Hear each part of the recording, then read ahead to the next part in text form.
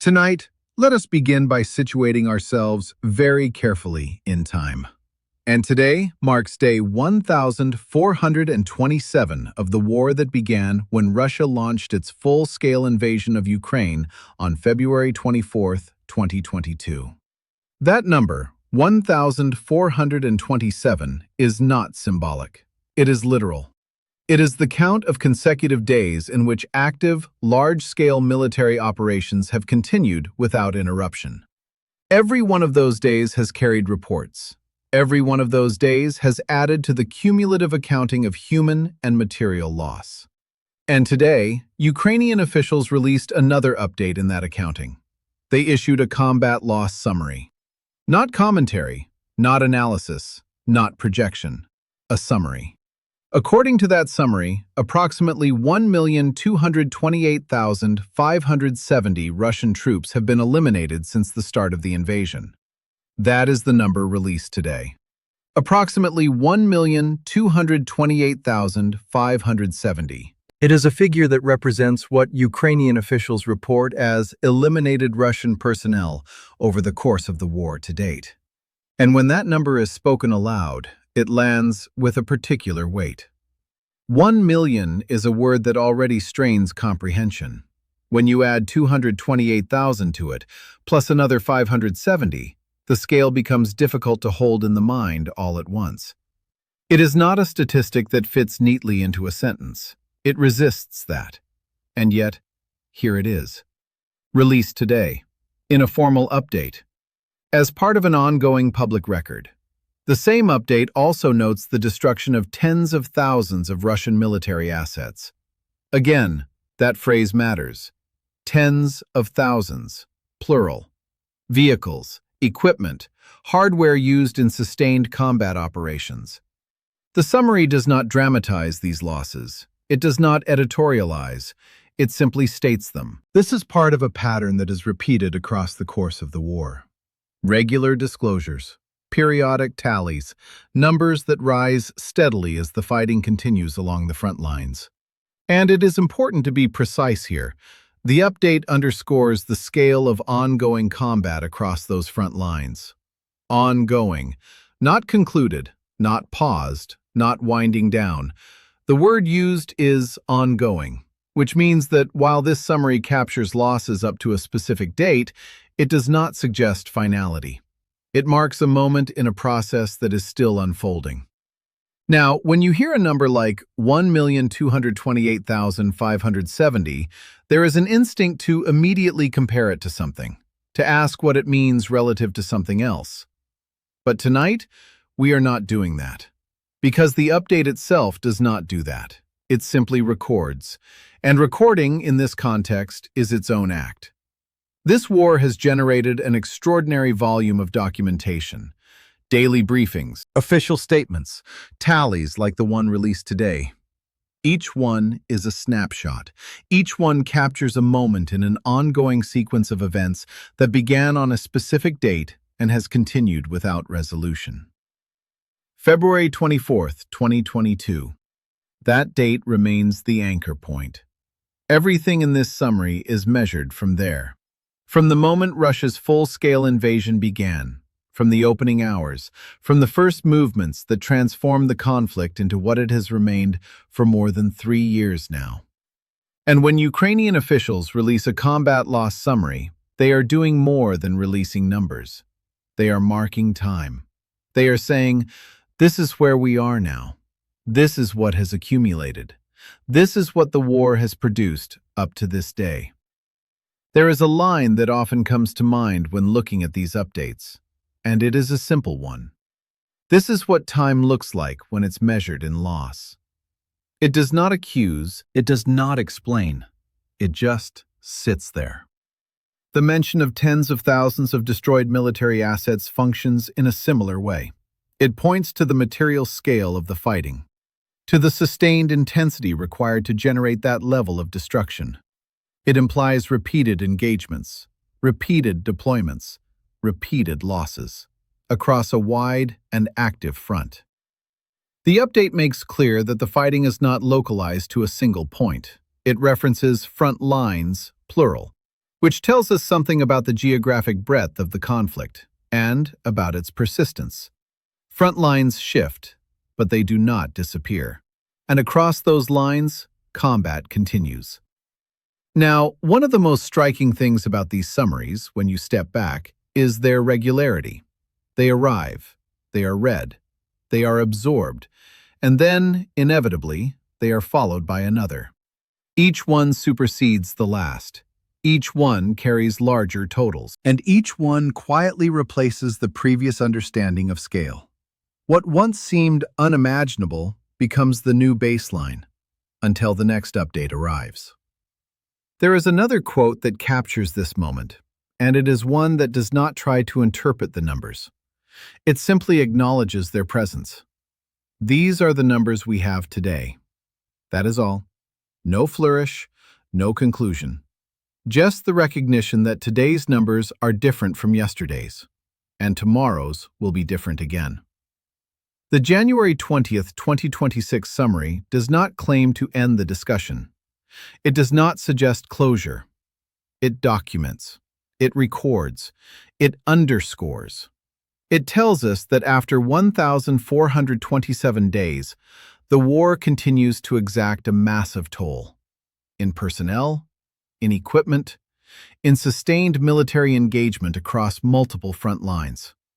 And it does so in the quiet, procedural language of an official update, which, in its own way, makes it even more striking. Because there is no effort here to heighten the drama.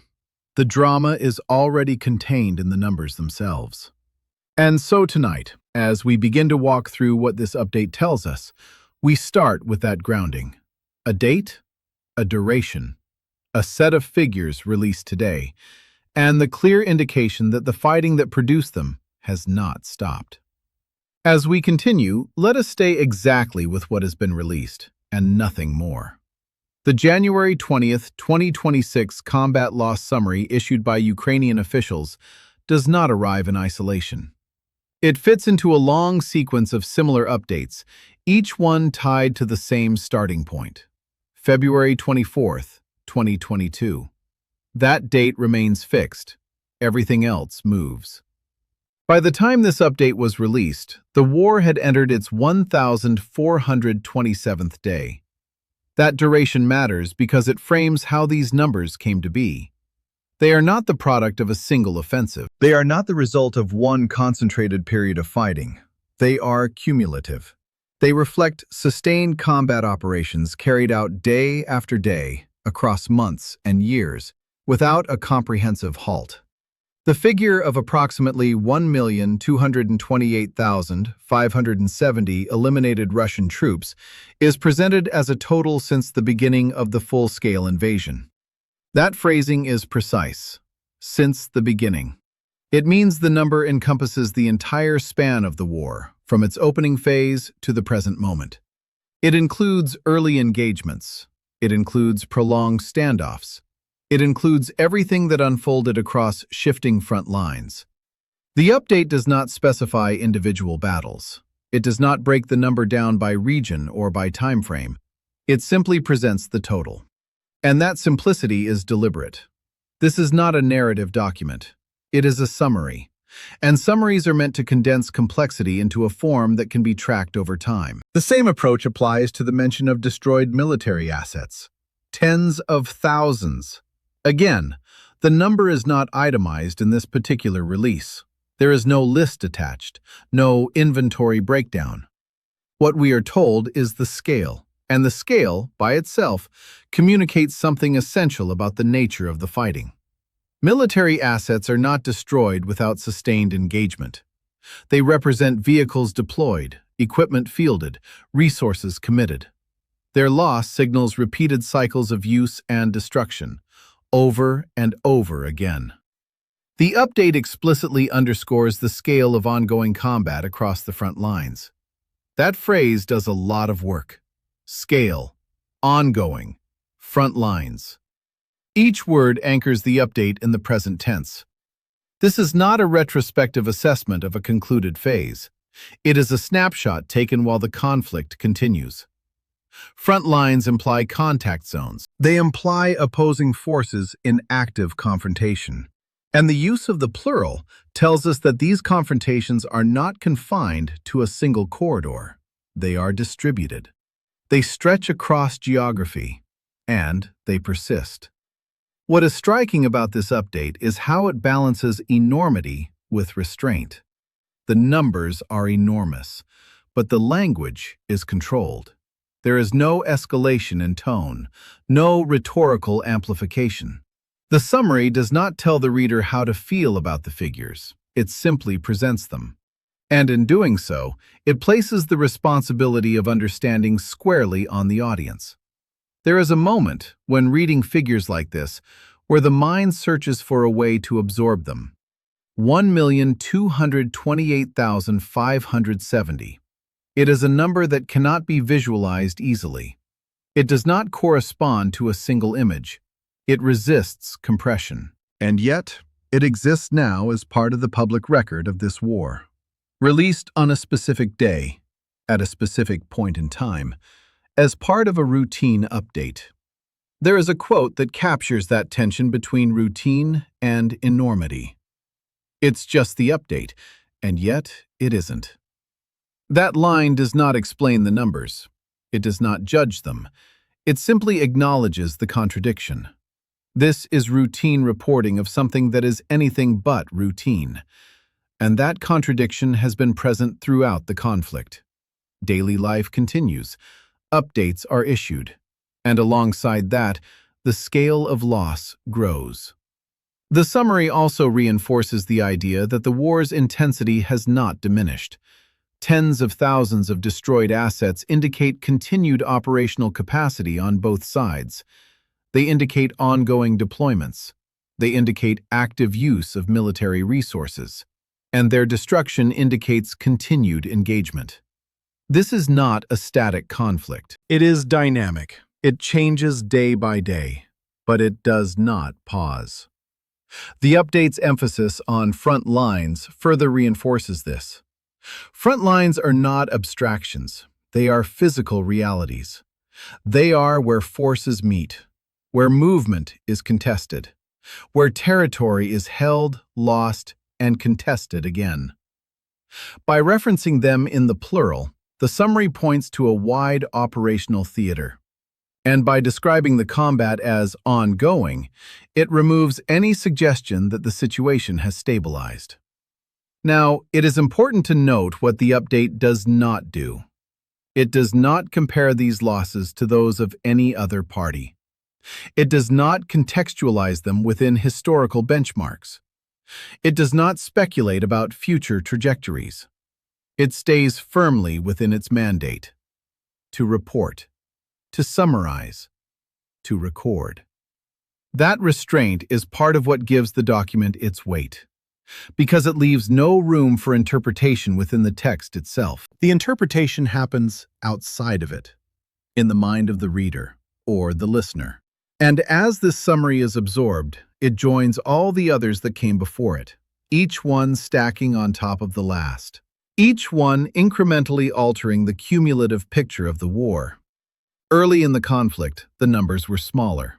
They were still significant, but they existed within a different frame. As time passed, that frame expanded, the totals grew, and the war's duration extended far beyond its initial expectations. Now, at day 1427, the numbers carry the weight of time. They are not just measures of loss, they are measures of persistence.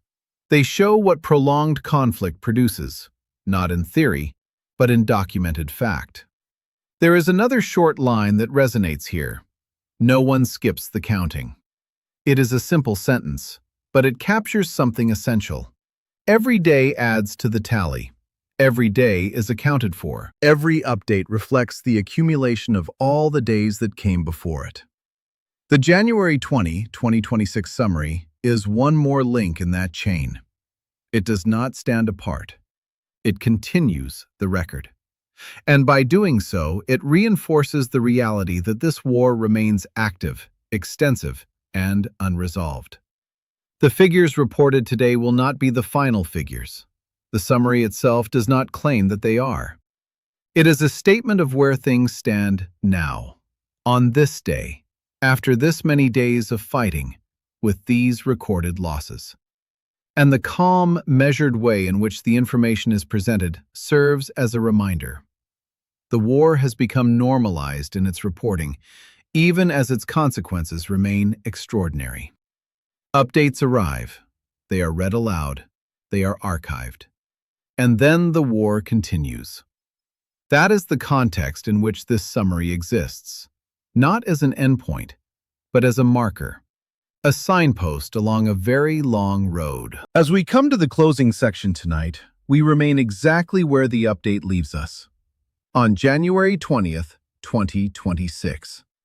On day 1427 of the war that began on February 24th, 2022. The combat loss summary released by Ukrainian officials on this day does not attempt to summarize the war itself. It does not claim to capture its meaning. It does not frame its outcome. It simply records what has been reported up to this point. Approximately 1,228,570 Russian troops eliminated since the full-scale invasion began. Tens of thousands of Russian military assets destroyed. Ongoing combat across the front lines. Those are the elements of the update. And as plain as they are, they carry considerable weight. Because they are cumulative. They are the result of nearly 4 years of sustained conflict. 4 years in which there has been no comprehensive end to fighting. 4 years in which the front lines have remained active. 4 years in which losses have continued to mount. The summary functions as a kind of ledger. It does not dramatize the entries. It does not linger on them. It simply adds them up. And in doing so, it makes visible the scale of what has unfolded. One of the defining features of this war has been its duration. Day counts matter here. Day 1427 is not a rhetorical flourish. It is a factual marker. It tells us how long the conflict has persisted in its current form. It tells us how much time has passed since the invasion began. And it provides the frame within which these losses have occurred. The number of eliminated troops, as reported, reflects that extended timeline. It reflects the accumulation of daily engagements, daily movements, daily confrontations, each day adding something to the total, sometimes incrementally, sometimes significantly, but always adding. The same is true for the destroyed military assets noted in the update. Tens of thousands is not a number associated with brief conflicts. It is a number that emerges from prolonged use, repeated deployment, and sustained destruction. It signals a war that has consumed enormous material resources over time. Again, the summary does not specify the types of assets. It does not categorize them. It simply states the scale. And that scale speaks to the intensity of the fighting. The phrase, ongoing combat across the front lines, anchors the entire update in the present. It tells us that these figures are not the result of a concluded phase. They are the result of a conflict that is still active. Front lines are still being contested. Combat is still occurring. Losses are still being recorded. This is not a retrospective document. It is a current one. And that distinction matters, because it means that the record is still open. The numbers released today are not final. They are provisional, in the sense that they represent the total up to now, not the total full stop. The update does not speculate about what comes next. It does not suggest when or how the war might end. It remains firmly within its remit. To state what has been reported as of January 20th, 2026, there is a quiet discipline in that approach, a refusal to move beyond what can be documented. And that discipline gives the summary its authority. As the war has continued, these summaries have become a regular feature of the information landscape. They arrive at intervals. They are read. They are noted. And then they are replaced by the next update. Each one slightly heavier than the last, each one adding to the cumulative understanding of scale. What stands out tonight is how the numbers themselves now carry the history of the war within them. Early in the conflict, figures were measured in the tens of thousands, then hundreds of thousands. Now, more than 1 million. That progression is not explained in the summary. It does not need to be. The numbers tell their own timeline. They show what prolonged warfare produces when it continues day after day, year after year. There is a short line that feels appropriate here. It's all written down. That sentence does not assign blame. It does not draw conclusions. It simply acknowledges that the record exists, that the losses are being counted, that the war is being documented as it unfolds. The mention of destroyed assets alongside personnel losses reinforces the comprehensive nature of the accounting. This is not a narrow view. It encompasses both human and material dimensions of the conflict. It underscores that the war's impact is not confined to one category. It affects people. It affects equipment. It affects the physical infrastructure of military operations, and it does so at scale. The update also reminds us that the war remains geographically extensive. Front lines, plural, indicate multiple areas of engagement, multiple points of contact, multiple zones where combat continues. This is not a frozen conflict. It is active across a wide area, and that activity is reflected in the ongoing accumulation of losses. As we reach the end of this script, it is worth noting what has not changed.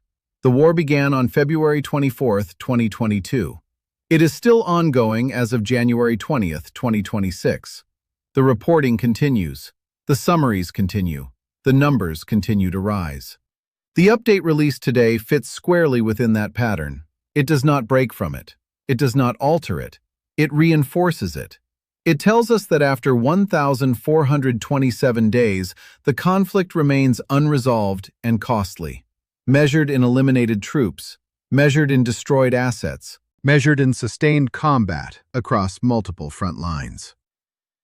There is one final quote that captures the tone of this moment. This is where things stand.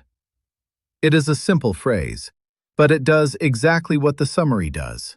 It locates us in time. It acknowledges the present, and it stops short of anything else. That is where the record stands now, on this day, with these numbers, as part of an ongoing accounting that is yet to reach its final entry.